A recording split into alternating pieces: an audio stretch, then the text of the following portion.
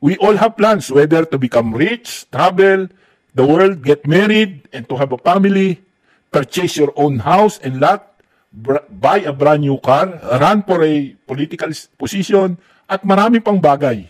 Walang masama na magplano, lalo na para sa ikabubuti ng mga taong nasa paligid mo at sa iyo. But when it does not happen, at kapag ito'y hindi nangyari, huwag nawa magkaroon ng depression sa atin. Huwag tayong malungkot.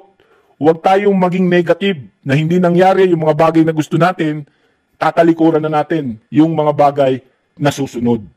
So, huwag tayong mag-base sa kung ano yung mga bagay na hindi nangyari base sa plano natin. Ang dapat nating gawin ay mag-plan and to allow God na mangyari kung ano yung gusto niya beyond sa iyong mga plano. Ang plano ng tao ay hindi 100% guarantee na maging successful.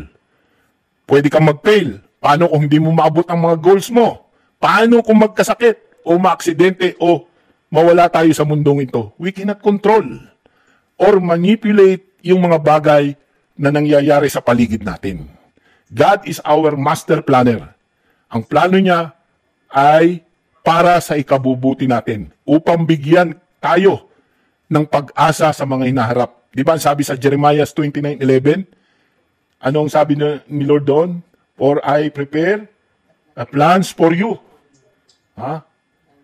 Plan to prosper you and to give, not to harm you, but to give hope and a future. Di ba napakagandang promise yung Jeremiah, basahin nyo yung Jeremiah 29:11. He created you at sinabi niya at inilatag niya yung mga bagay na gusto niya mangyari sa buhay mo.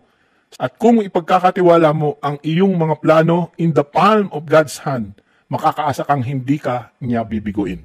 So lahat ng plano is good, but we need to accept what is the will ng Diyos. Kung ayaw ni Lord na bukas ay ulam mo bulalo, you accept whatever is in your table. Because God knows what is best for us. So yun ang sabi ni Lord. We may plan, but remember, God is the master planner na dapat nating pagkatiwalaan. Trusting God's plan and timing.